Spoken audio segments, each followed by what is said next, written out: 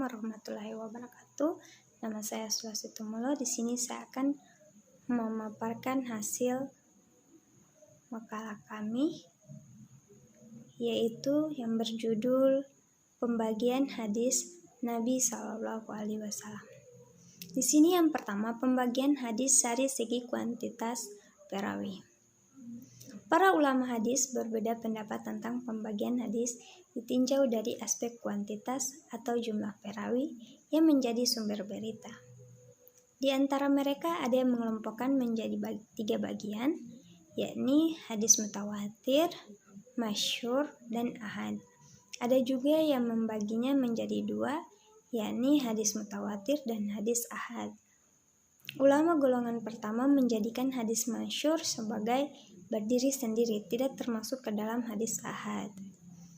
Ini disponsori oleh sebagian ulama usul seperti diantaranya Abu Bakar Al-Jashah. Sedangkan ulama golongan kedua diikuti oleh sebagian besar ulama usul dan ulama kalam. Menurut mereka, hadis masyhur bukan merupakan hadis yang berdiri sendiri, akan tetapi hanya merupakan bagian hadis ahad. Mereka membagi hadis ke dalam dua bagian, yaitu hadis mutawatir dan ahad.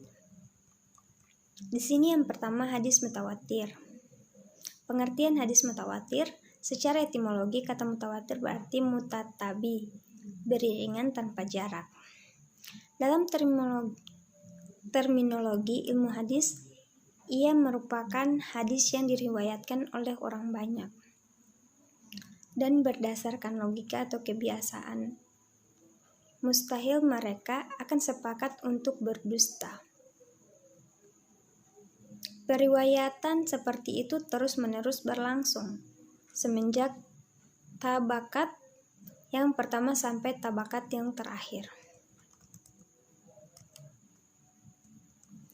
Ulama mutakadimin berbeda pendapat dengan ulama mutaakhirin tentang syarat-syarat hadis mutawatir.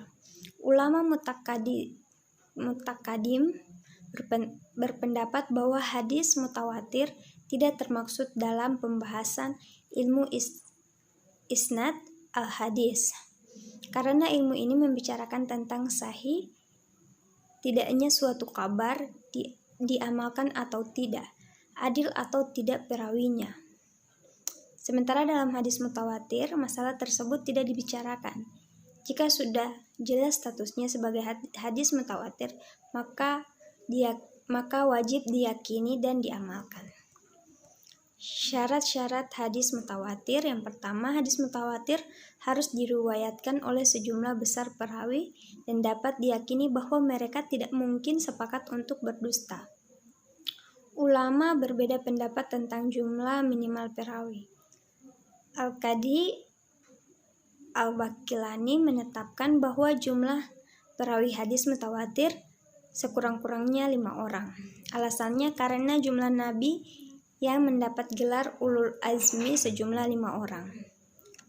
Al-Istiqhari menetapkan minimal 10 orang karena 10 itu merupakan awal bilangan banyak. Demikian seterusnya sampai ada yang menetapkan jumlah perawi hadis mutawatir sebanyak 70 orang. Yang kedua, adanya keseimbangan antara perawi pada tabakat pertama dan tabakat berikutnya. Keseimbangan jumlah perawi pada setiap tabakat merupakan salah satu persyaratan.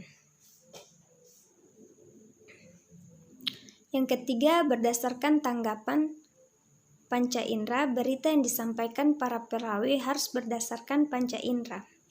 Artinya harus benar-benar dari hasil pendengaran atau penglihatan sendiri.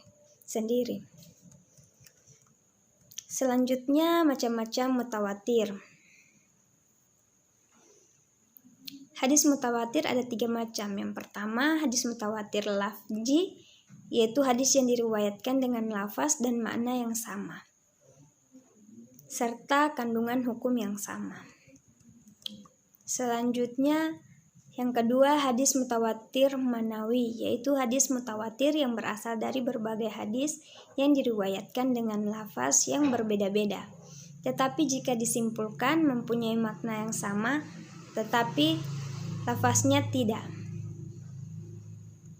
Yang ketiga, hadis mutawatir amali, yakni amalan agama atau ibadah yang dikerjakan oleh Nabi Muhammad SAW, kemudian diikuti oleh para sahabat, kemudian diikuti lagi oleh tabi'in, dan seterusnya diikuti oleh generasi sampai sekarang.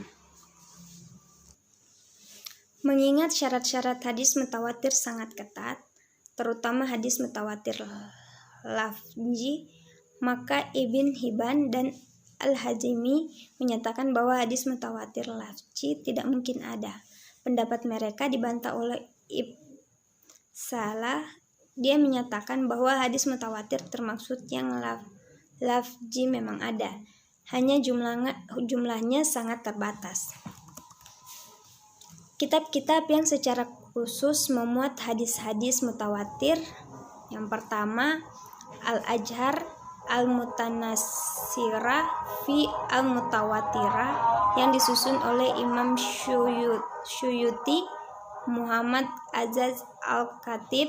Kitab ini memuat 1513 hadis. Yang kedua, Najm Al-Mutanatsirah min Al-Hadis Al-Mutawatir yang disusun oleh Muhammad bin Ja'far Al-Katani. Terima kasih atas kesempatan yang diberikan kepada saya. Itulah hasil pemaparan dari saya. Lebih dan kurangnya saya mohon maaf. Wabillahi taufiq wal hidayah. Wassalamualaikum warahmatullahi wabarakatuh.